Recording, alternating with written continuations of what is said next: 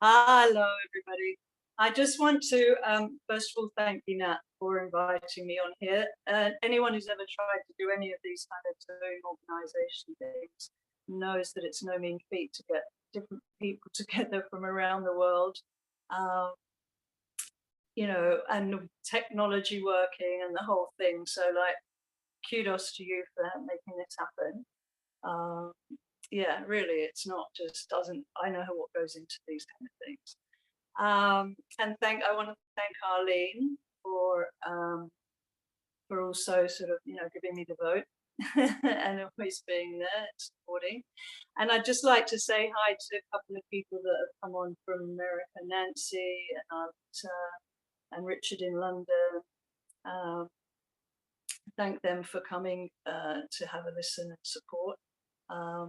It's very rewarding when we do the work that we do and you're still in touch with people that you've been working with for I think Nancy and Lita go back at least 20 years that we've been working together. So, it's not just, I don't know about the rest of you practitioners on here, but for me, it's not just about, I'll do a diagnosis, I'll do a consult, I'll give you some recommendations, off you go, do it, eat the brown rice, it'll be better. It's like you form relationships and for me, it's what makes it meaningful because I think we all know most of us anyway, who are doing this kind of work, most of us, I think, come, thank you, Nancy. I think most of us come from a healing journey. It's not, for me anyway, I'll give you the backstory. A lot of you on here know me already in my story, but the thing that actually brought me to be a practitioner by default, if you like, was that I had a couple of car accidents a year apart. And basically, long story short, I was told I'd never be pain-free, take a cocktail of medications, anti-inflammatories, painkillers, sleep pills, antidepressants. You'll never be pain-free. Go on the invalid pension and just learn to live with it. And I kind of thought there has to be a better way, and that's what started my 7-year journey in agony of trying to put myself back together again. But I realized also, thank you, Alida. I realized also that, I had a whole history of health issues growing up. My whole life I had different health issues. And I lost my grandmother, my Buba, when I was 14 because of misdiagnosis, basically. And she was diagnosed with an ulcer on her leg and told to go home and bathe it with Epsom salts. And she actually had gangrene and ended up in hospital. And they said she'd been younger, they'd have amputated her leg, but as it was, they decided not to want to do that and to let her die in agony. Anyone who's ever seen anyone die of gangrene, you don't want to. And so, as a 14-year-old, I was kind of like not very impressed already with the medical fraternity. And then some years later, 5 years later, they managed to murder my mother, again from a misdiagnosis and then arrogance that wouldn't allow them to get a second opinion, even though we asked for it. Basically, it took 10 weeks to kill her because they diagnosed her incorrectly and then treated her incorrectly. And, of course, back then I didn't know anything. I knew, like most people, you go to the doctor and you do what they tell you. So I suppose, looking back now, when we're on our journey, we don't always know what exactly we're doing.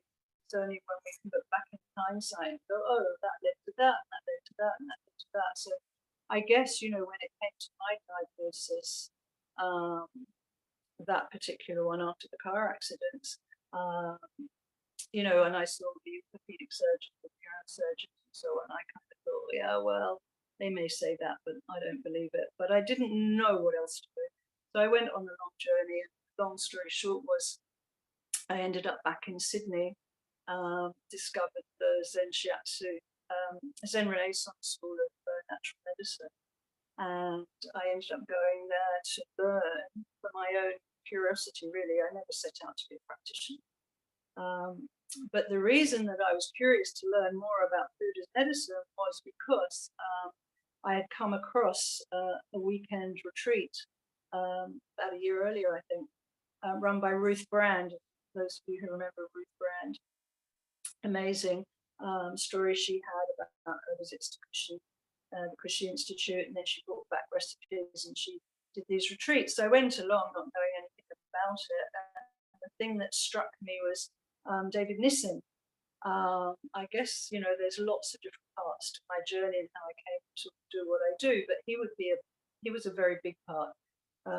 I was in the audience at his talk, and he was telling his story about how he'd been, really almost crippled with his arthritis, been told he'd be wheelchair bound, and he ended up at the Cushy Institute, and then he followed through on all of that, came back, got himself together,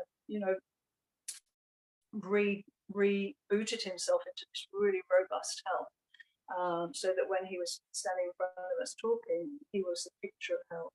And he started talking about yin and yang and facial diagnosis, physiognomy, and so on, all things that I hadn't really heard about. And he pointed at me and as an example of someone who was very yin. And I remember sitting there thinking, thanks a lot. Is that a compliment, or did he just insult me? I had no idea.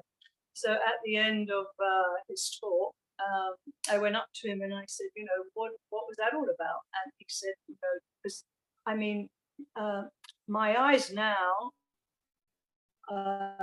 if you think like 25 years ago, I had like curtains, my lids were like completely drooping down here.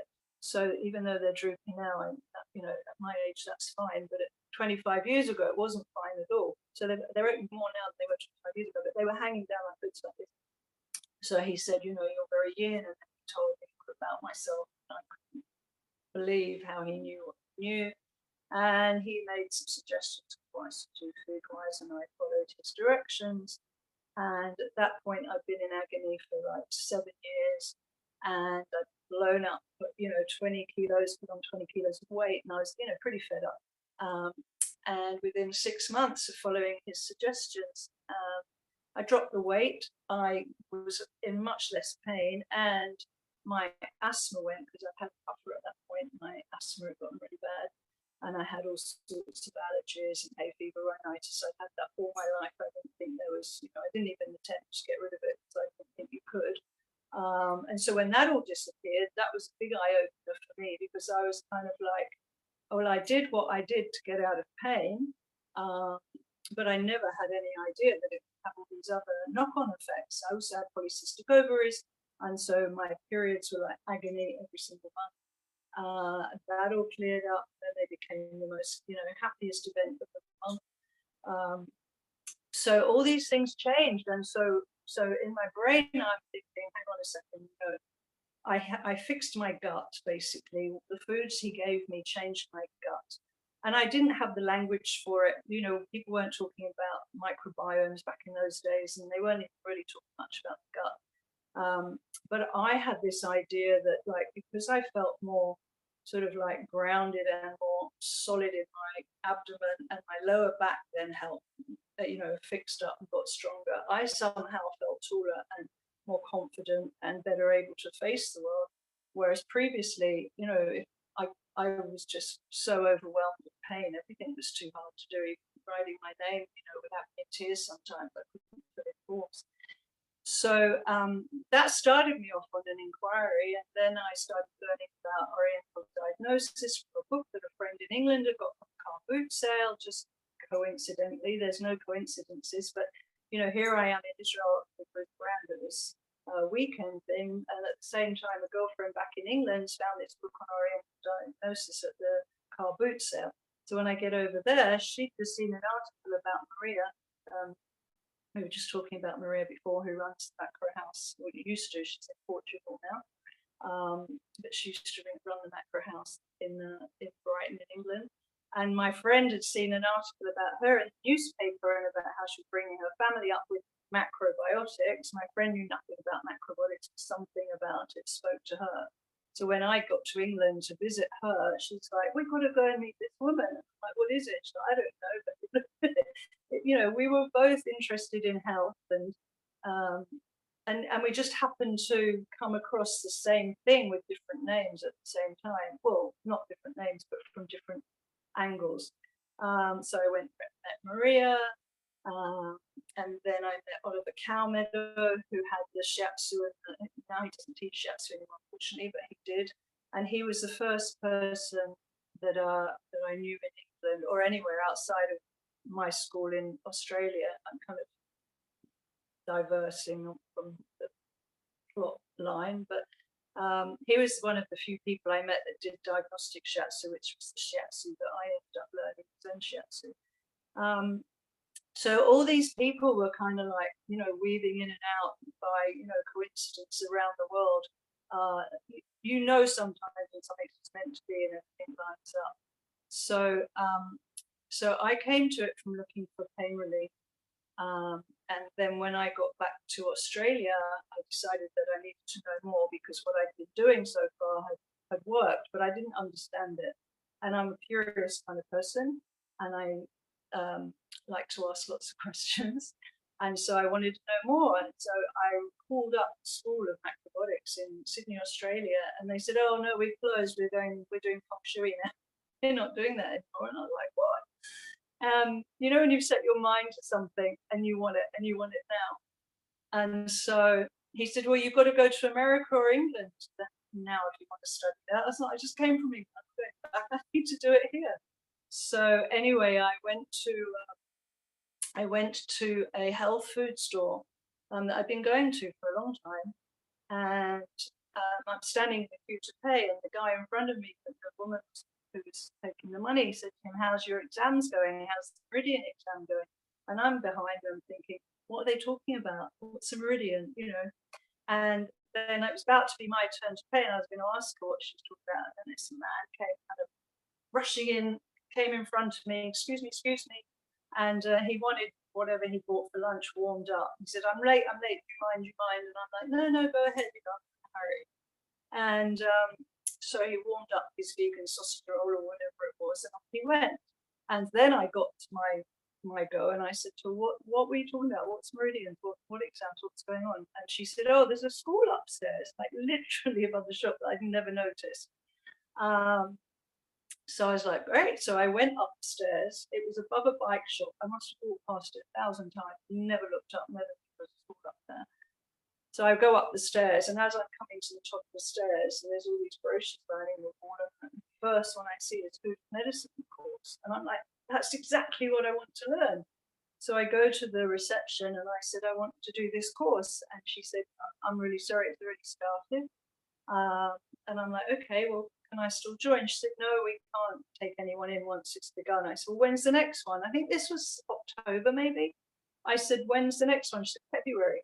So I was like, no, you don't understand. I've got to do it now. I can't wait till February. I've got to do it now. She said, "Well, I'll take your name and number and I'll speak to the director when I get a chance. But, he doesn't usually take people in the middle of the course." So I'm like, okay. And as I'm turning to leave, she says, "Oh, here he is now. He's late for his class. Here he is now." And the man who comes up the stairs is the man that had pushed in front of me in the queue to warm up his vegan sausage roll. So I said to him, "Excuse me, you owe me a favor." Because, you have to have chutzpah in life, right, don't you, to get on. And so he said, "Sorry, what? Who? What?" So I said, "You just bumped me in the line for, downstairs, and now you owe me one." So he's like, "Well, what do you want?" I said, "I want to come into your class." He said, "Well, do you know anything about it?" I said, "No." He said, "Have you studied any of it before?" I said, Not really, no." He said, "Well, okay, I suppose you can come in and sit in, and if you can follow, you can stay." I said, "Well, am I allowed to ask questions?" He said, "Yeah, of course, that's how everyone learns." So I was like, great. And then, as if I hadn't had enough where I said to him, "And if I finish the certificate, if I finish the course, will I get the certificate?" Because they were 12 weeks certificate courses. And what did I want with the certificate at that point? But anyway, I asked the question, and he said, "Yeah, if you pass an exam, sure." So that was the beginning of it. So I go in and I start learning this foods medicine on the 5-element theory. And he didn't call it macrobiotics because he'd been to the Christian Institute, and having come from his own healing journey, which is how he got into it. He was a journalist, he'd been a news reporter. So he'd had a life of coffee and cigarettes and traveling and crazy schedules. And he'd been in India and he'd got some sort of bug, and he couldn't get rid of it. And he was, wasting away antibiotic on antibiotic, and nothing was working. And he was dying, literally dying. And he heard about the Kushi Institute. He went and he came back and he followed some of the principles and he got well. And he was so blown away by the whole thing. He opened a school and he wrote his own curriculum and put it all together. And he studied with another guy who'd studied with, I can't remember, one of Masanaga's students, I don't remember the name. So he studied with him. So he studied then shiatsu, and then he put together the 5-element theory and did food as medicine. He said he didn't feel that macrobiotics in its form then really worked so well in Australia, because you have to adapt according to the 5-element theory principles to your environment, and eat local and seasonal, and all that's a big part of it. So anyway, studying the food as medicine, meridians came up, and I still didn't know what they were. So then I decided to take the meridian course, and then I just got intrigued by the whole thing. So I took Oriental medical philosophy, and then I thought, well, why don't I do the shiatsu bit? And then the long and short of it, I ended up doing all the 12 modules, and I got the diploma in Zen Shiatsu, which I was very happy to have. And the time that I did it in 12 months full time. Being at college every day, that facilitated my healing because I was living it and breathing it and eating it and having shiatsu treatments. And I started doing the meridian yoga, the key yoga. And then he said to me, well, seeing as you've done all the other modules, why don't you just do the teacher training? I said, and at this point, I was better and I was out of pain and I was functioning, but I was still no way was my body working like a yogi. So I'm like, the idea of being a yoga teacher from someone who'd had a weight problem their whole life, never particularly sporty, and at 40 years of age to think like, okay, now I'm going to be a yoga teacher, sure. So he said, you're doing the yoga anyway, you've done all the other modules. He said, I think you should do one more class of the teaching. And he was very adamant about it. And he Jack Marshall, his name, he's the director of the school. He's still practicing, and but he hasn't got the school anymore. But he knew stuff, and he always had an eye on me. And one time I hurt myself doing something, and he said, "Don't worry, I've got your back." And he took me out, and he did the treatment on me, and he sorted me out. And I just bawled my eyes out because I hadn't realised until that point. He said, "Don't worry, you're safe here. I've got your back." I hadn't realised that since my mum died when I was 19, up until then when I was about 39, that don't think anybody had had my back, or at least if they hadn't verbalised it in such a way, and I didn't realise how unsafe I felt in the world, or alone I felt in the world, or whatever it was. But when he said that, it really touched a nerve in me, and so I completely trusted him. And so when he said do it, I did it. And then I ended up with a diploma in yoga teaching, which I had my 40th birthday just after I graduated, and I just thought it was hilarious. I never had any intention of being a yoga teacher or a Zen shiatsu practitioner. That wasn't what I did before. But as life has its plans, people were sick. People are sick everywhere. And people would start telling people about me because I'd done, we'd had to do student clinic and all that kind of stuff. So I've been grabbing randoms from here, there, and everywhere to bring it to student clinic to practice on. So word had got around that I could do stuff, and so people were, coming knocking on my door saying, hook up, my neck's out, whatever. And so I started. That's how I came to be treating people. So winding back, when I look back at some of my other healing stories. Before I knew what I knew, I was thinking about a time when I was in the Philippines and I got bitten by something. I don't know what it was. And between my big toe and my second toe, something bit me, and I had literally a hole. It was pussing. Sorry, I don't mean to get too graphic, but it was like oozing and pussing, and it was painful and everything. And so, you go to the locals when you're in an island in the Philippines, and they took sap from the papaya tree. They took the white sap and they made poultices and put it on, and then they took different wood barks and made these kind of I don't know, infusions, and washed it with that, and it was actually getting really much better. And until I had to fly out, and so as just literally the day in Manila, going to the airport, it started swelling, and then I'm on the plane, and it's an open wound. Before I got on the plane, somebody said, I just pour some hydrogen peroxide in it. That's what we do in the jungle. So all froth and burn. Anyone's ever poured hydrogen peroxide into an open wound, I don't recommend it. I mean, I know it kills everything, but it's not a nice feeling. So anyway, it turns out that on the plane ride back to Australia, staph and a strep got in there, but I didn't know that. When I got off the other end, my foot was so swollen. I could hardly put my foot down. And people wanted me to go to the hospital, and I, from my history and lots of other reasons, I had an aversion to hospitals, so I didn't want to go. And I believed, and this was before I'd done my training, before I knew anything really, but I still believed. I always went a bit more alternative, just because I didn't trust mainstream. So I believed it would be fine, it would heal itself, and it didn't, and it got bigger and bigger and bigger. And I couldn't put shoes on or anything. And then somebody I knew was a lab technician, and it was, I think it was one of the holidays, Jewish holidays. And I went to stay with these friends that were near the synagogue, so I could walk, because I couldn't walk very far and I wanted to go. So I was staying with them, and he was a lab technician, and he said, "Look, you've got to go, you've got to get it swabbed, you've got to get it, seen to." And I was like, "It'd be fine, it'd be fine, it'd be fine." And he said, "All right, I'll do you a deal. If by the end of the 2 days it's not gone down, as soon as the Yom's over, I'm taking you to the hospital." Deal? And I said, "Yeah, deal." So I was convinced it would be gone in 2 days. So 2 days later, it wasn't gone. So he drags me off. And on the way, he said, "I'm going to stop at my lab and I'll do them because the hospital take forever. So I'll do them myself." So on the way to the hospital, we stopped at his lab and he took some swabs. And then we went to the hospital, and literally I'm sitting there, like 3 or 4 doctors come in, and they're all studying my foot.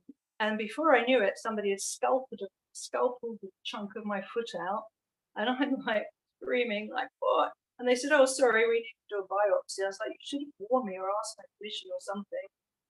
Anyway, they decided I'd been eaten by this white ant or white spider or something that eats your bones away, and I was going to end up having to have my leg amputated.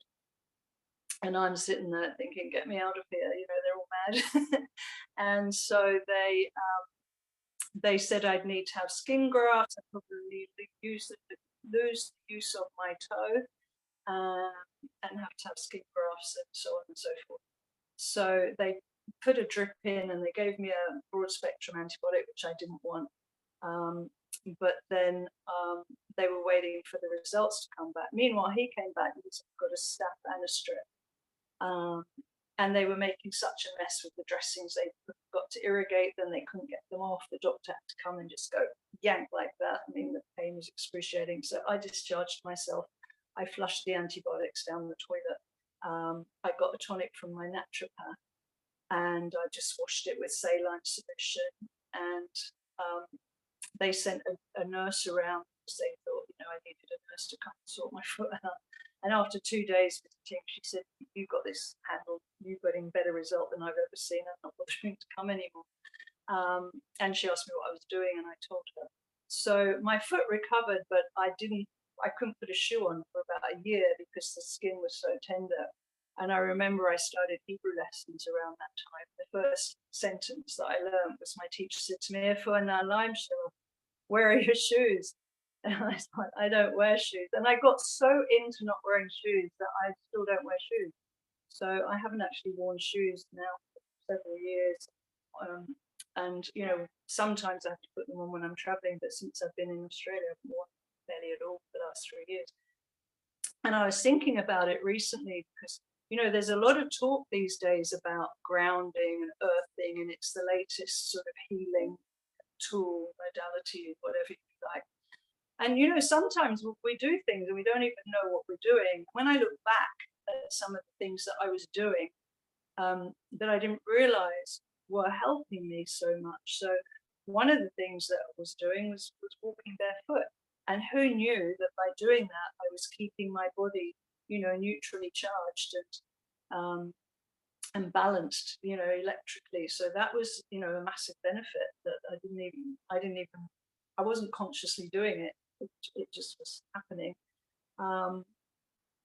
And, another thing that, we talk about the macrobiotic food, but one of the really important things in healing is also community. So there's a multi-pronged approach. It's not just food. A lot of people talk about, well, you just eat brown rice. Actually, it's funny when Jerry said about the person eating raw brown rice. I had a client in Israel speaking English. My Hebrew really isn't that great, and especially when you have to learn all the different foods and how to treat people in that language. And so she came to me one day. She said, "I'm doing really well, and I feel so much better." She said, "But I just can't do the azuki beans anymore." And I was like, "Really? Why?" I said, "They're so delicious." She said, "Oh, I can't. They're just breaking my teeth." I said, "What do you mean they're breaking your teeth?" "Maybe you're not cooking them long enough. They should be soft." I said, "Cook them? What do you mean cook them?" She hadn't been cooking her azuki beans. And I was like, "How on earth have you been eating raw azuki beans?" She said, "Well, I mean, that is real dedication. I mean, if you try once to bite into a raw azuki bean, you never do it again." But she'd actually persevered for a few days before she came back to me and said, "I'm really sorry, and then but I can't do it anymore." So yeah, it's the food's a very big part of it, obviously, the massive part of it. But we have to also look at how we breathe, how we drink, how we sleep, and what's our community like, and what sort of meaning do we get out of life? And things like grounding. How often are we barefoot? How often are we in nature? Everything. It's like a lot of people get sick and they're macrobiotic, and people say, "Well, they're macrobiotic, they should never get sick." But why not? It's not foolproof. If you don't get it all, all the different prongs of the stool, so to speak. You need 3 legs for a stool to stand on or sit on. So a couple of other stories that I wanted to share.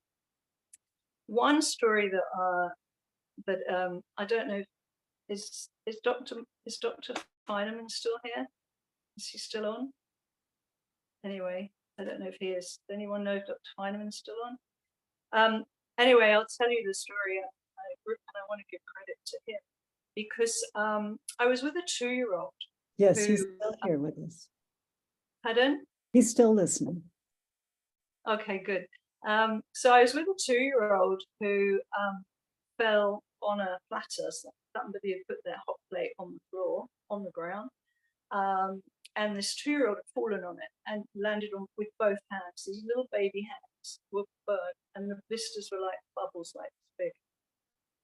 Excuse me. And I was there at the time it happened, and they had an aloe vera plant growing. So I got them to slice that and put the aloe on, and then they went off to the hospital.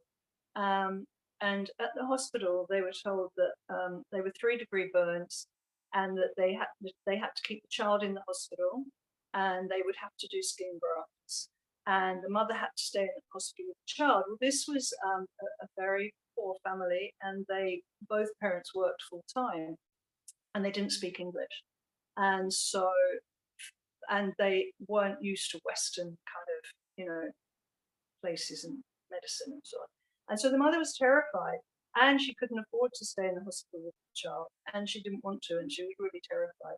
So I said to her, "Look, I don't think you have to stay in hospital. I think we can sort this." Now, at the time, I was qualified at that time, but I hadn't had much experience with 3-degree burns. But I had this kind of, maybe you want to call it naive, I don't know, but I don't think it is naive, actually. I think that I have this kind of belief and trust and faith in the genius and wisdom of how the body is created and the capacity it has to repair itself if you get out of its way and give it what it needs to repair. And in the last 25 years or 24 years or whatever that I've been treating, I just see it over and over again. Even things that are like, really badly damaged, other things come into play to support, the body still being able to manage, so to speak. So I said to her, look, I reckon that, we should give it a go and he'll be fine, but you've got to like be really, really, really, you know, diligent and consistent and everything. And so I'm like, no juices, no dairy, no bread, no this, no that, no meat, no, just give him like clean broths. Um, and, we're dressing it with silver and whatever.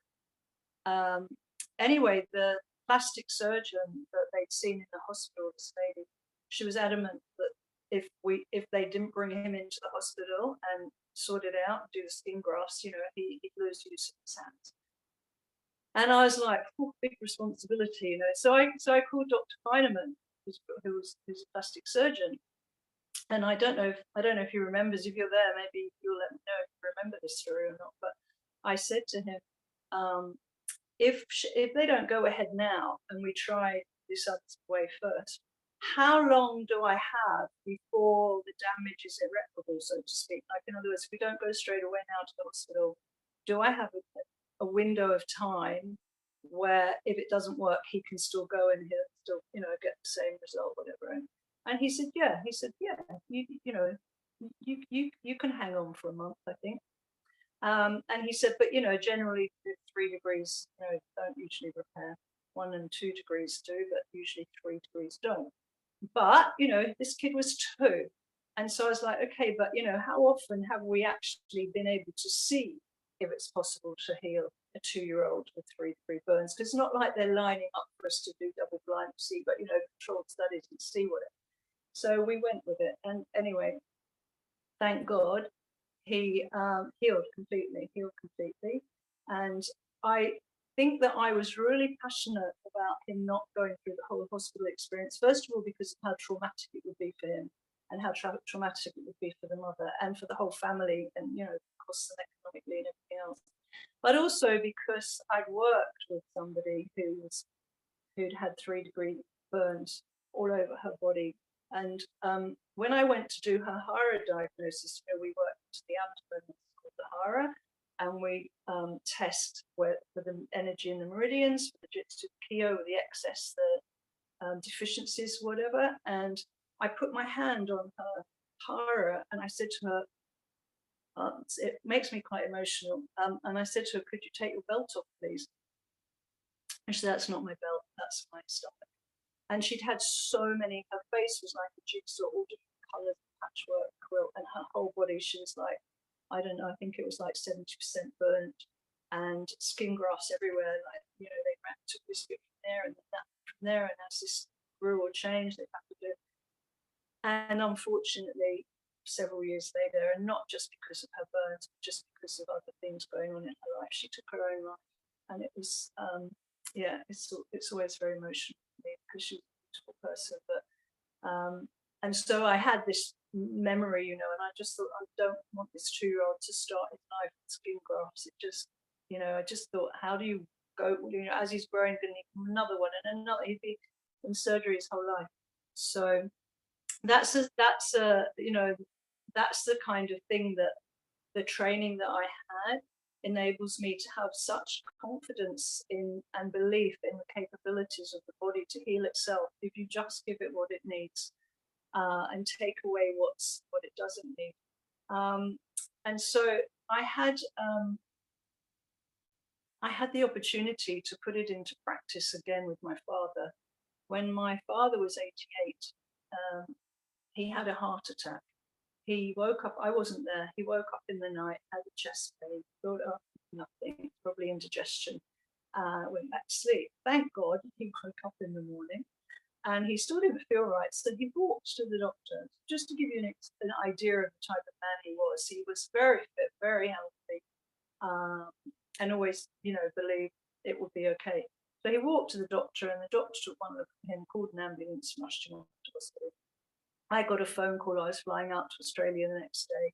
I was actually in Brighton, where Jerry is now, and I got a phone call saying your father's in hospital. He's had a heart attack. So I went up there praying the whole way that I'd make it before he died, because it sounded very, ominous. And when I got there, the cardiologist said, I'm really sorry, there's nothing more we can do for him. Take him home, keep him comfortable. And so I said to the cardiologist, well, I'm glad that there's nothing more you can do for him, because the less you do for him, the more chance he's got of recovering. Which, as you can imagine, didn't go down well with the cardiologists. He didn't like that. But anyway, I took my father home, and he couldn't move, couldn't do anything, he could barely stand up, get from the chair to the bed, the toilet, back to the chair. And I fed him. I did exactly what I'd learned. I worked on, what's the keto, what's the jitsus. I did what I'd been trained to do. I cooked 3 meals, macro meals a day, organic, everything, got everything in for him. And some of it he complained about because he missed his sweets and there wasn't enough garlic in this, but he didn't have a choice. He had to eat what I fed him. So he was a perfect case study because he had no choice. He couldn't get out, buy anything else. Nobody else was coming to his rescue. He was my prisoner and he had to eat what I gave him. So I fed him 3 meals a day for 4 months, and I, pulled him up out the chair, and we take 2 steps, next day 3 steps, next day 4 steps. And 4 months later, I left him, and he lived another 10 years independently, fit, healthy, and dancing, playing sport, doing voluntary work. And he liked to have something on every day. When he was about 95, I think, he had a day with nothing on, so he thought he'd run for local government, local office, like, because he didn't have anything better to do. And then he decided to go and visit the old people in hospital when he was like 96. I'm like, Dad, you're older than all of them. He's like, but yeah, but no, I'm not, just middle-aged. And then, he visits. So, I saw very well first-hand experience with somebody with, who'd had a heart attack. He had congestive heart failure. That even that, we turned around, and he didn't just, thank you, Ellen. He didn't just be alive, because there's a difference between being alive and being alive. And a lot of people are kept alive, but what miserable lives they have. They take so much medication, they're tired, they're in pain. That's not a life. I didn't want that for my dad. I didn't want him to just be an old man sitting in a chair taking medicine, watching television, or end up in a home, because that's no life for anybody. So here that he could still get up, go on the bus, go to his fridge, go to his bowls. He actually was playing competitive lawn bowls, and he fell and he broke his hip. And that's what ultimately killed him, because they did a hemi hip replacement instead of hip. Because of his age, they wanted to give him a whole hip at 97, so the hemi gave him half a hip. And he couldn't fully recover his walking after that. And once an independent man whose brain's completely with it can't take themselves to the toilet, that's kind of like, I guess, a time when they just, it's very hard. So that was another great example for me. So when old people tell me, oh, well, I've got this, that, or the other wrong, nothing you can do about it. My father gave me this, this wonderful gift of his story to share with people. And so nobody can ever tell me that they can't do something, because he did, and he had 10 years, and he was 97 when he died. And so after he died, I'd been with him for a bit of a time in London. It's not my favorite place in the world. And I found it all quite hard. And, I was quite emotionally and physically and mentally depleted, looking after him towards the end. And I needed time out. I just needed time away from everything. And I just wanted to go very basic, just get back to like being a peasant, and eating with my hand and walking bare feet and just connecting to the land. So I went to India. And while I was in India, I got mauled by a dog, because there's a whole dog problem in India. There's a lot of wild dogs, and they have puppies, and a lot of foreigners think puppies are cute, which they are. But when they come over on for their holidays, they feed, look after the puppies, and they grow into dogs. But then they go home, and then it's winter, and then there's nobody there to look after them, and the dogs are wild. They don't really know how to fend for themselves, and so there's a lot of dog attacks. A lot of children die from getting bitten and getting rabies. A lot of people get bitten, and so I was one of those. And I got it chewed through to the bone on one leg, and then I managed to knock it off that leg. I was on my back, it knocked me over, and I was on my But then it came back for the other leg. So I guess in a way, it chewed both my legs to the bone. But had I not got it off the one leg, I may have lost the one leg completely. So I guess it's better that it chewed both the legs. But anyway, so it chewed both my legs to the bone, and the one leg it chewed through the nerve. So the foot wouldn't work. My left foot wouldn't work. It just, the brain was going move and it wouldn't move. And that freaked me out a little bit because I was like, I'm going to be made for life. I'm not going to be able to use my left leg again because my foot was just hanging. And at the time, I was staying in a thatched hut on the beach. It was Passover time. And so I called my brother, who many of you, I think, know my brother. He's a cranial osteopath in Jerusalem. And I called him. My phone was still working, and we started some electricity.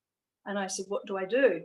Like, do I push it? How hard do I push it? Like, do I really, really strain and push it? Or do I leave it and wait? What do I do? I don't know what to do. And he said, you know what to do. I was like, no, that's not the wrong answer. I need some help here. And he's like, no, you know what to do. So I didn't know what to do. And it was quite funny, really, looking back, because it was Passover, so I couldn't eat anything and I couldn't walk. And then we had no power because it was pre-monsoon. So I couldn't charge my phone or my computer, and which was a good thing, actually, because people have been calling me and saying, okay, Amanda, now this is not a time to eat brown rice. You need to go to the hospital, or you need to fly somewhere clean and sanitary, or you need to go to a hotel. You need to, be sensible now. You need to take the antibiotics. You need to do what they tell you to do. And I'm like, okay, sorry, I didn't spend all that time and energy studying what I studied, practicing what I practiced, teaching what I practiced, preaching what I practiced. And then when I get an injury, I'm like, oh, well, forget all of that then. I'm just going to go the hospital route and the antibiotic route and painkiller route. Like, no, I don't think so. So problem was, though, I didn't have any macrobiotic foods. I had no B-side fluid. I had nothing. And there was nowhere to get anything from there either. And the local village boys that were packing up, they packed the huts up in monsoon. They wrapped them in tarpaulins and packed them down for the season. And so they were busy wrapping and sewing up all the huts. And they're like, you can stay there until, the last minute. I couldn't walk, couldn't move. And they'd bring me a bucket of water from the well because we had no water because they'd shut the power off.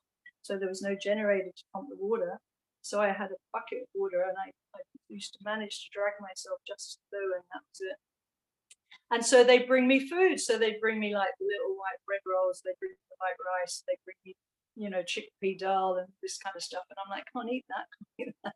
And they're like, we don't understand. What is this Passover? Why can't you eat these things? I'm like, well, when we left Egypt, it was kind of insane trying to explain to these people why I wasn't eating anything that they were giving me, because I couldn't eat, I couldn't eat kidney, couldn't eat rice, couldn't eat beans. So I literally, for that rest of that week, I ate cabbage, cucumber, carrot, garlic, lots and lots of garlic, and turmeric, and everything that I could get my hands on or get people to bring me in that I could manage. And my head was saying, just don't get infected. Just don't let them get infected. And so I got neem powder and I stuffed the holes with neem powder, because the holes were through to the bone, made my stomach turn, And then this nurse turned up, German nurse turned up out of nowhere.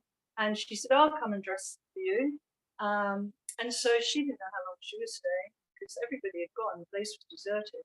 And she ended up staying for 2 weeks and came every day and dressed. It was like a miracle. It's like all these angels are turning up from nowhere because there's nobody around to help me. But I was determined to heal those wounds. And when I finally got back to England about 3 months later, it was like a good 5 weeks before I could stand on my legs. And it was 4 months before I could walk without a stick. But when I got back, a woman, I shouldn't laugh, it was very tragic. A woman had just been in the news in England because she was the first reported case of rabies in 25 years. And apparently she'd come back from visiting her nephew in India, same area as where I'd been, similar age to me. And she'd gone to 5 doctors complaining of flu-like symptoms. And they all sent her home. And then finally, the fifth doctor said, I think we should send you to the hospital for tropical diseases. And so they did, and they diagnosed her finally with rabies, at which point it was too late.